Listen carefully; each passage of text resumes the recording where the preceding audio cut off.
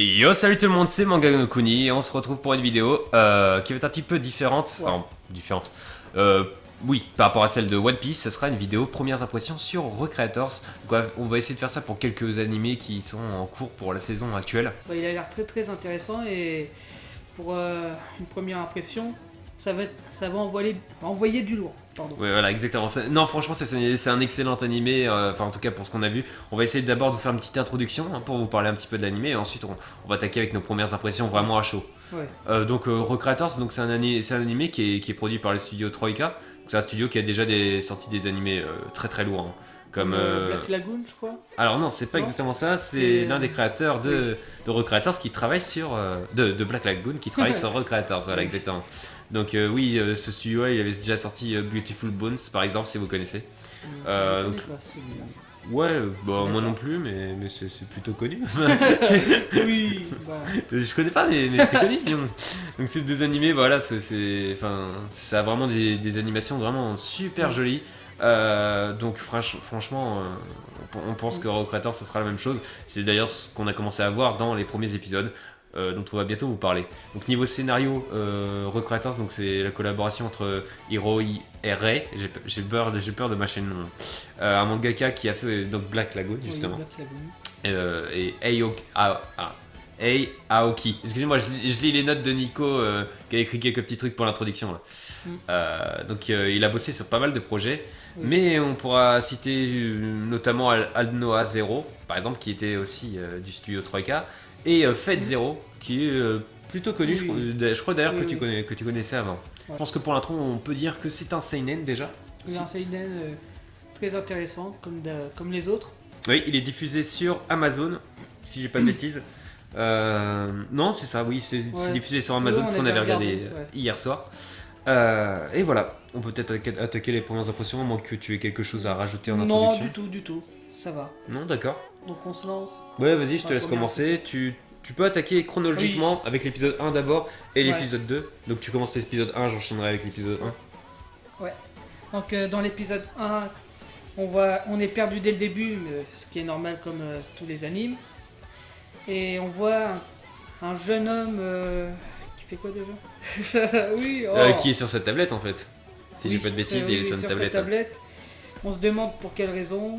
Et là, il y a des lags sur cette tablette, des bugs informatiques. Et là, on le voit aller dans la tablette. Bah, dans l'univers, c'est ça, exactement. Ouais. Et on voit un décor magnifique avec de l'eau, un pont, je crois, un pont géant. Oui, il y a un Ouais. pont en arrière-plan en tout cas. Oui. Et là, on voit un personnage féminin qui a l'air puissant. Je renchaîne sur l'épisode 1 alors. Ouais, vas-y. Donc au niveau de l'épisode 1, oui, donc c'est ça, en fait il est introduit dans le monde d'un animé. Alors non, pour être précis, je crois que c'est un jeu vidéo au début. Non, c'est pas un Ah non, t'as raison, c'est animé d'abord. un anime, Animé d'abord. Donc voilà, donc c'est vraiment typique, c'est un schéma de construction typique. On va avoir un héros auquel on pourra énormément s'identifier puisque c'est un mec random en fait. Oui. C'est un mec qui suit des Complètement animés. banal. C'est complètement nous en fait. Oui. C'est complètement nous parce que on suit des animés, on est en train de faire des vidéos sur des animés et des mangas. Et lui, c'est exactement ça. Il joue à des animés et des jeux vidéo. Enfin, il regarde des animés et il joue à des jeux vidéo en rapport avec l'univers. Donc, on est clairement avec un personnage principal qui s'appelle Sota, je crois. Oui, Sota. Un personnage, on peut vraiment s'y identifier quoi. Donc, au niveau de ça, l'épisode 1, il introduit un petit peu tout ça. Il introduit aussi la méchante. Dès dont le je me début rappelle d'ailleurs. plus le nom. Non, moi non plus. Ouais, on verra. Je sais même pas si en fait elle dit vraiment son nom. Non, je crois. On est complètement perdu là. Ouais, je crois pas Ouais. qu'elle le dit. Donc après ce passage du mec dans l'univers d'un animé, c'est en fait la personne, la fille qui Ouais. était dans l'animé Oui. qui suit. Oui, qui le suit héros. le Sota, qui va dans son monde à lui, et je crois qu'elle est bloquée dans son monde. Oui, je crois. Oui, Ouais. en fait c'est la méchante qui l'avait envoyé tout simplement. On se demande par quel moyen, Oui, mais pour ça, l'instant on on est l'apprendra encore. Ouais. dans la suite. On est complètement dans le flou pour l'instant.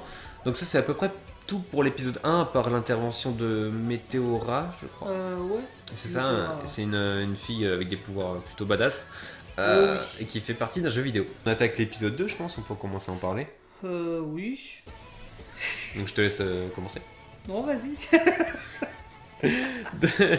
Donc dans l'épisode 2, c'est plus ou moins l'épisode qui va servir pour expliquer un petit peu ce qui va se passer plus tard.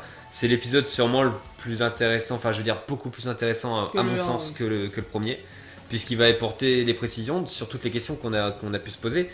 Surtout pourquoi, puis qu'est-ce qui se passe, mais c'est quoi ce bordel, pourquoi on avait aucun élément de réponse, beaucoup de questions qu'on se posait forcément.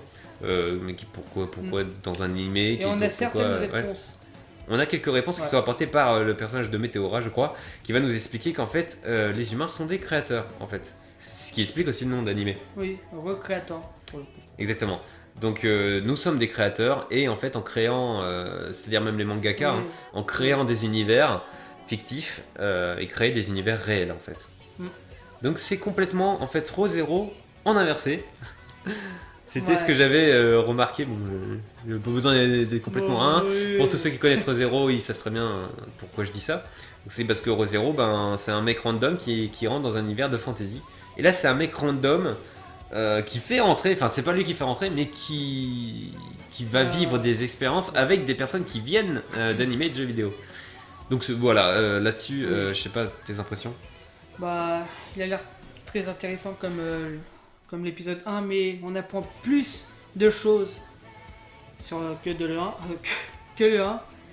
On a des réponses aux questions qu'on se posait, quelques nouveaux personnages intégrés dès l'épisode 2, dont certains méchants. Ouais, la Magical Girl là. Ouais, mais c'est pas trop une méchante ça à mon avis. Non, c'est pas une méchante, mais c'est un personnage important. Oui. Tu m'as dit des personnages. Mais oui, aussi... Et il y a le mec là, tu sais... Qui arrive tout à la fin, tu veux dire ? Ouais. Oui, celui-là qui est plutôt badass et on connaît pas du tout ses intentions. Qui est un boss final d'un jeu vidéo, apparemment. Voilà, donc le côté vraiment badass, là, on l'a complètement. Oui, dès le début. Bah, dès le début de l'anime, pour le coup. Exactement. Donc ouais, l'épisode 2, vraiment excellent, il apporte beaucoup de réponses. On a des combats, on a aussi un combat entre Celestia et... La Magical Girl. Ouais, c'est ça. Ouais. Et aussi un combat avec la méchante, méchante avec les yeux méchants. Au début de l'épisode 2. Ouais, au début de l'épisode 2. Et aussi ce rapport avec les créateurs qu'on commence à voir, parce qu'ils vont aller voir c'est un scénariste, je crois. Scénariste. Oui, d'un anime. C'est le scénariste de l'anime dont la fille vient en fait. Oui. Et bah quand on parle de ça, bah, on est à fond dedans quoi. Bah oui, vraiment, ça apporte vraiment un rapport particulier quoi. Pour le coup, le mangaka, moi je pensais que c'était juste un perso banal, qu'il allait pas durer longtemps, mais peut-être qu'il va durer pendant tout l'anime. Bah en fait on l'a vu dans le ending, donc c'est ça qui nous a laissé penser que c'était possible. Puis je pense qu'on peut parler aussi du fait que c'est magnifique. Oui, la qualité d'image, on voit très bien, les détails sont magnifiques, que ce soit dans les dessins, les BD quand ils vont dans un magasin, tous les détails, même les fonds des décors est magnifique. Oui, tout est vraiment très beau. Tout est très travaillé, on voit vraiment qu'il y a beaucoup de moyens derrière. Et le scénario est vraiment cool. C'est-à-dire que faire partir du point de vue, de faire partir une histoire en disant vous êtes des créateurs, vous créez un univers, cet univers vient dans le vôtre, mais ça laisse. Là, ça inverse les rôles. Ça inverse les rôles et ça ouvre un champ de possibilités incroyables, vraiment. On peut faire un univers étendu en fait avec ce truc-là, même si je pense pas que ce soit la volonté de l'animé là, mais on pourrait vraiment faire énormément de choses. Oui, on va le découvrir au fur et à mesure. Donc niveau impressions, je vais peut-être paraphraser mon pote Nicolas pour vous donner un petit peu ses impressions, qui lui s'y connaît pas mal au niveau des animés, qui regarde beaucoup d'animés en fait. Beaucoup de seinen. Oui, beaucoup de seinen en plus. Donc là vu que c'est un seinen, ça tombe très bien. Donc il dit les premiers épisodes nous en mettent pour l'instant plein les rétines. Alors cette expression est bien sûr bannie depuis 1980, mais ce mec là il est pas à la page, tu vois, c'est un daron. Non, je connais. Les mouvements sont fluides, les scènes de combat sont précises et totalement compréhensibles, ça c'est vraiment très important, il a raison. Ça arrive pas partout, c'est bien filmé, bien dessiné sur tous les points de vue. Et il disait que c'était de toute façon déjà le cas dans Aldnoah 0. Que je ne connais pas. Moi non plus. Oui. Donc le speech de départ de l'animé qui met en scène les humains comme divinités face à leur création, qui sont des personnages d'animé, de manga et de jeux vidéo, donc ça on en a déjà parlé. Donc ça c'est très prometteur, donc on est complètement d'accord là-dessus avec Nicolas. Et ça laisse tellement de possibilités pour la suite que c'en est affolant. C'est pourquoi j'espère, donc Nicolas, que le scénario ne se perdra justement pas dans cette complexité. Il a pas tort, c'est Oui. d'ailleurs ce que je disais juste avant, c'est que l'univers étendu, oui, mais je ne pense pas que ce soit la volonté de l'animé. Et c'est pas un mal, Ouais. parce que ça ferait vraiment beaucoup en fait. Mm. À titre personnel, donc pour Nicolas, il pense clairement que Recreators a vraiment le potentiel pour devenir le meilleur animé du printemps 2017. C'est pas petit, hein. Oui, mais hein. je pense qu'il a sûrement raison. Et il a probablement raison. Tes impressions vite fait Bah, moi, j'étais directement à fond dedans dès le début, même dans le deuxième épisode. Ça m'en a mis plein les yeux. C'est comme si on... Plein les rétines. Oui. Comme si quoi Non, c'était assez gore ce que je vais dire, mais non. Je retire ça, je retire. Donc c'est bon. Ouais. Donc autre chose à dire, non, sur les... Non, c'est bon, c'est... Ok, bah pour moi, je suis complètement d'accord avec Nico. En fait, il a résumé un peu mes impressions, c'est que j'avais déjà un petit peu donné avant. Vraiment très beau. Ça résume vraiment tout ce qu'on peut rêver en fait. Et justement, en faisant marcher nos rêves, en nous mettant un personnage aussi banal en fait, ça nous ramène aussi à notre point de vue de spectateur. Par contre, le petit bémol justement, c'est ce personnage qui pour l'instant, ouais, je pense que n'a rien d'intéressant, ouais. c'est le meilleur argument qu'on puisse donner. C'est un mec random. Mis à part peut-être qu'il connaît les noms des personnages, qu'il est calé dans ce domaine, dans les animes et dans les jeux vidéo, ça va peut-être être son point fort. Oui, ça peut être clairement son point fort. Mais pour l'instant, en tout cas de mon point de vue, j'espère que ça sera pas un point faible parce que c'est la seule pierre noire que je vois pour l'instant dans cet animé. C'est ce personnage principal qui pourrait être complètement fade en fait. Oui. Mais voilà, c'est le seul bémol.